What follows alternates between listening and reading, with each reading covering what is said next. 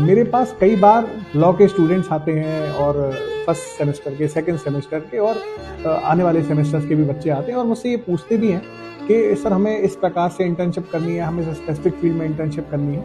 तो जो प्रथम सेमेस्टर के या द्वितीय सेमेस्टर के बच्चे होते हैं उनसे मेरा ये कहना है कि अभी आपने उतना उस स्पेसिफिक फील्ड को एक्सप्लोर नहीं किया होगा, क्योंकि आपको जनरल लॉज या जनरल स्टडीज के बारे में बताया जा रहा होगा।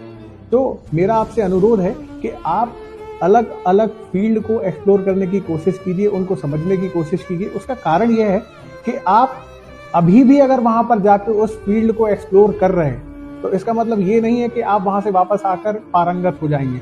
आपको उसमें और प्रभावी आपकी पढ़ाई, आपकी शैली का सुधार करना पड़ेगा, आपकी स्किल्स को आपको डेवलप करना पड़ेगा, थोड़ा सा रिसर्च उसमें ऐड करना पड़ेगा, तब जाके आप थोड़ा बहुत शायद उस फील्ड के बारे में थ्योरेटिकली और प्रैक्टिकली समझ पाएंगे।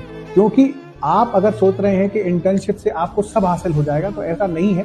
इंटर्नशिप्स अमूमन इसलिए की जाती हैं ताकि आप उस एनवायरनमेंट को समझ सकें, उसकी वाइब को समझ सकें, ना कि हमको उस बारे में, उसके संबंध में, उस विषय में आपको पूर्ण रूप से ज्ञान हो चुका है।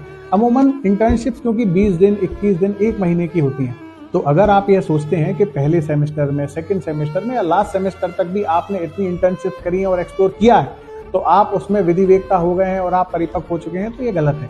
हाँ, निश्चित ही अगर आपने इतनी मेहनत करी है तो अगर आप इस फील्ड को आगे एक्सप्लोर करते हैं तो आने वाले 3 साल में, 4 साल में आप निश्चित ही परिपक्व अधिवक्ता भी हो सकते हैं और एक अच्छे विधिवेकता भी हो सकते हैं। तो प्रयास करते रहिए, मेरी शुभकामनाएं आपके साथ हैं। Thank you.